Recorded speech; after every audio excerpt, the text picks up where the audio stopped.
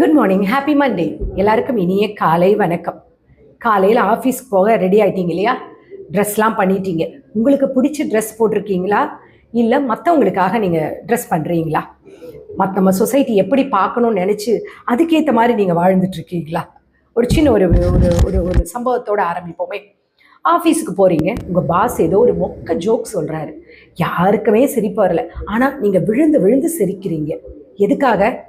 சொந்தக்காரங்க வீட்டு விசேஷத்துக்கு போகிறீங்க, மனசுக்குள்ளே 1000 கவலைகள் இருக்குது. ஆனால் ஃபோட்டோ எடுக்கும் போது 32 பல்லும் தெரிகிற மாதிரி சிரிச்சுக்கிட்டே ஃபோட்டோவுக்கு போஸ் கொடுக்குறோம். சினிமாவில் நடிக்கிறதுக்கு கோடிக்கணக்கான பணம் கொடுத்துட்ருக்காங்க, ஆஸ்கார் அவார்டு கொடுக்குறாங்க, இன்னும் நிறைய அவார்டுகள்லாம் கொடுத்துட்ருக்காங்க. அவங்களுக்கு ஃபேன் பேஸ் இருக்குது, அவங்களுக்கு கட் அவுட் வைக்கிறாங்க, அவங்களுடைய வாழ்க்கை ஸ்டைலே இருக்குது, அவங்களுக்குன்னு ஒரு தனிப்பட்ட ஒரு உலகம் இருக்குது. ஆனால் நிஜ வாழ்க்கையில் ஒரு பைசாவுக்கும் பிரயோஜனம் இல்லாமல் 24/7 நம்ம ஏன் நினச்சிக்கிட்டே இருக்கோம்?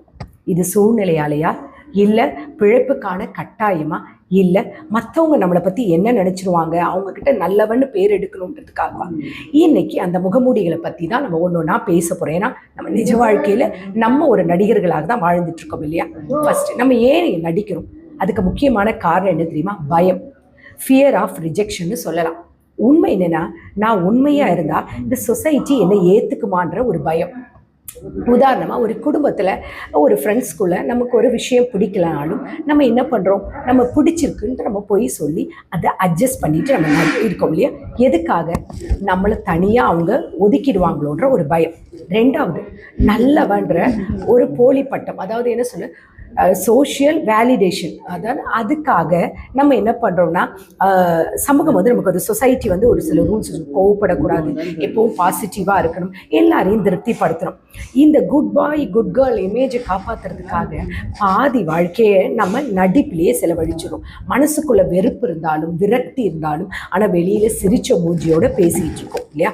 மூணாவது, பிழைப்புக்கான கட்டாயம், சர்வைவல் ஸ்ட்ராட்டஜின்னு கூட சொல்லலாம். அது என்னென்னா, வேலை பார்க்குற இடத்துல, பிஸ்னஸில், இல்லை சொந்த பந்தங்கள் கிட்ட உண்மையாக இருந்தால் தான் பிழைக்க முடியுன்ற ஒரு நிலைமையாக இருக்கலாம். இங்கே நடிப்புன்றது ஆசையால் வர்றதில்லை, அது ஒரு எப்படி சொல்கிறது, ஒரு ஷீல்டு மாதிரி நம்ம அதை யூஸ் பண்ணிக்கிறோம். தங்களை யாரும் காயப்படுத்தக்கூடாது, நம்மளை யாரையும் காயப்படுத்தக்கூடாது, நம்மளும் மற்றவங்களை காயப்படுத்தக்கூடாதுன்றதுக்காக போடுற ஒரு பாதுகாப்பு வளையம் சொல்லலாம். ஒரு 3 கதைகள் சொல்லட்டும். இது கதை இல்லை, நம்ம தான் இந்த 3 கதையிலையும் வாழ்ந்துட்டுருக்கோம். அதே தான் உங்களுக்கு நான் கதை மாதிரி சொல்கிறேன். ராமன் ஒருத்தர் ஆஃபீஸில் ஒர்க் பண்ணுறாரு. வீட்டில் பெரிய பண கஷ்டம், நிறைய கமிட்மெண்ட்ஸ்லாம் இருக்குது. மேனேஜர் ஆஃபீஸில் டார்ச்சர் பண்ணுறாரு. ஒவ்வொரு தடவையும் மேனேஜர் திட்டம் போதில் ராம் ஸ்மைலோட sure sir, I will do it சார்ன்னு சொல்கிறார். ஆனால் மனசுக்குள்ளே அவ்வளவு கோபம், அவர் அப்படி குத்தணும்னு கோபம் இருக்குது. ஆனால் அவருக்கு இருக்கிற அந்த கமிட்மெண்ட்ஸ், அவருடைய செலவுகள், அதெல்லாம் அவர் கண்ணு முன்னாடி வந்து நிற்கிது. ஏன்னா அந்த நடிப்பை நிறுத்திட்டா அந்த குடும்பத்துடைய சூழ்நிலை அவர் கண்ணு முன்னாடி வந்து நிற்கிது. அதனால அவர் என்ன பண்ணுறாரு? அந்த நடிப்பை அட்ஜஸ்ட் பண்ணி நடத்துகிறார். இது அவருடைய பிழைப்புக்கான நடிப்பு. அடுத்து எடுத்துக்கலாமே, அதாவது ரிலேட்டபிள் ஹவுஸ் ஒய்ஃப், அதாவது சமூகத்தோடைய ஆதரவுக்காக ஒரு பிறந்த வீட்டில் நல்லா ஜாலியாக வாழ்ந்திருப்போம். ஆனால் நமக்கு உடம்பு முடியலன்னும் போது புகுந்த வீட்டுக்கு வரும்பொழுது எல்லாருக்கும் வந்து அனுசரித்து, முகத்தில் எந்த கவலையும் காட்டாமல் சமைச்சு போட்டு சிரித்து பேசும். ஏன்னா அங்கே இருக்கிற எல்லாரும் சொல்ல, தங்கமான மருமகன் சுற்றி இருக்கிறவங்க புகழணும். அந்த புகழுக்காக, குடும்பத்தோட ஒரு அமைதிக்காகவும் தன்னுடைய வழியெல்லாம் மறைச்சிட்டு அதை நடிக்கிறாங்க.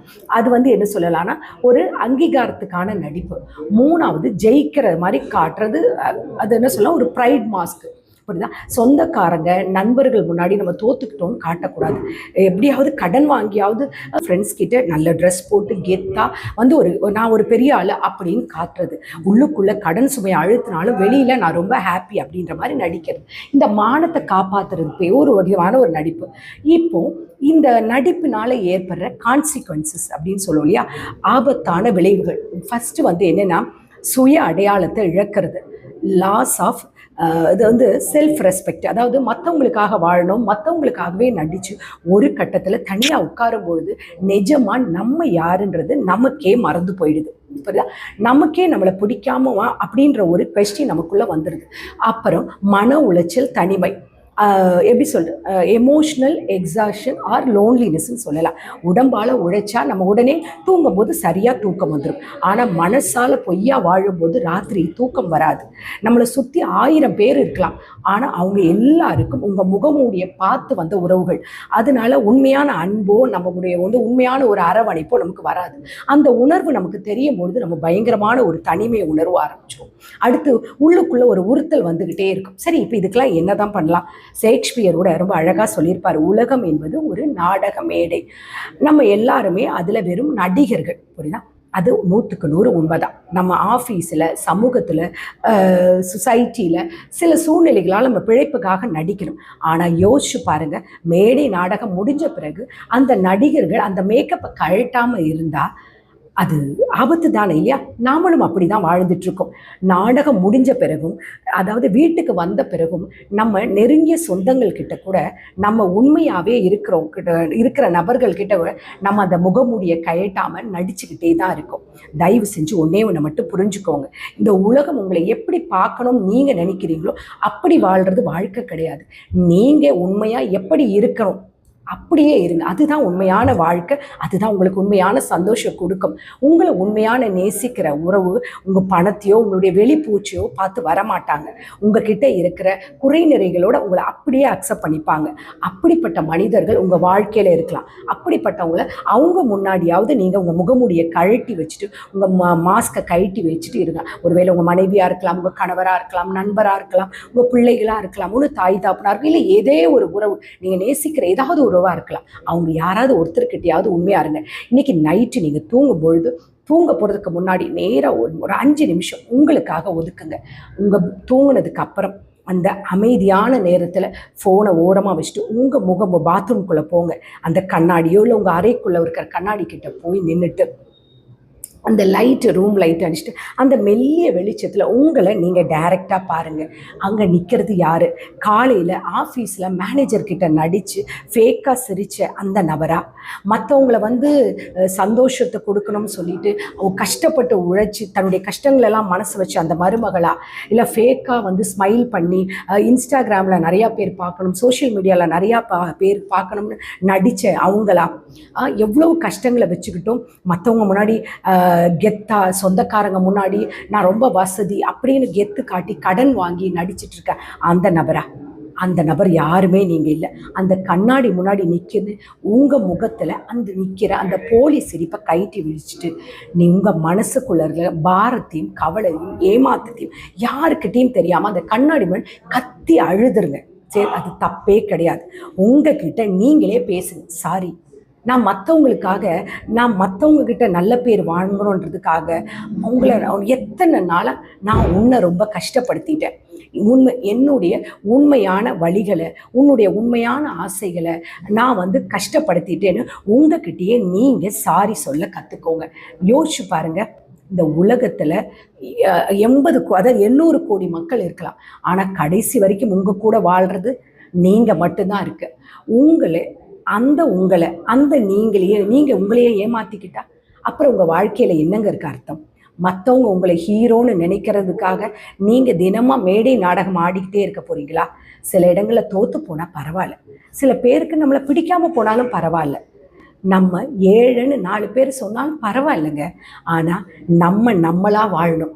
உண்மையான ஒரு அன்பு, உண்மையான மனிதர்கள் உங்கள் முகமூடியை பார்த்து வரமாட்டாங்க. உங்கள் குறைகளோட, உங்களை காயங்களோட உங்களை அப்படியே அக்செப்ட் பண்ணிப்பாங்க இல்லையா? அந்த உண்மையான சொந்தங்களை, அப்படிப்பட்ட மனிதர்கள் உங்கள் வாழ்க்கையில் இருந்தால் தயவு செஞ்சு அவங்கக்கிட்டையாவது உண்மையாக முகமூடி இல்லாமல் வாழ கற்றுக்கோங்க. அட்லீஸ்ட் இன்னையிலேருந்து இந்த கண்ணாடி முன்னாடி நிற்கும் பொழுது நான் யாருக்காகவும் வாழலை, எனக்கு பிடிச்ச மாதிரி நேர்மையாக உண்மையாக வாழ போகிறேன். போலியான கெத்து, மற்றவங்க என்னை பெரிய ஆளுன்னு சொல்லணும், உலகத்தில் நான் பெருசாக இருக்கணும் அப்படியெல்லாம் நீங்கள் நினைக்காதீங்க. உலகத்தில் பெரிய சுதந்திரம் என்ன தெரியுமா? பணம், சொந்த பந்தங்கள் நினைக்காதீங்க. நீங்களாக வாழ்கிறது தான் உண்மையான சுதந்திரம் நினைக்கலாம். இத்தனை நாள் நீங்கள் எத்தனையோ பேர்கிட்ட உங்களுடைய உண்மையான உணர்வுகளை மறைச்சிட்டு நடிச்சிருக்கலாம். வாழ்க்கையில் ஏதோ ஒரு சூழ்நிலையில் நீங்கள் முகமூடி காமிச்சு நடிச்சிருக்கலாம் இல்லையா? யாருக்கிட்டையும் சொல்ல முடியாமல் அந்த முகமூடியை வச்சுட்டு இருக்கீங்களா? தயவு செஞ்சு இன்னைக்கு கைட்டி போட்டு நீங்களாக வாழுங்க. உங்கள் குடும்பத்தில் யாராவது ஒரு மாதிரி முகமூடியோடு வாழ்ந்துட்டு இருக்கிற மாதிரி உங்களுக்கு ஃபீல் ஆகுதா? அவங்களுக்கு மறக்காமல் இந்த வீடியோவை ஷேர் பண்ணுங்கள்.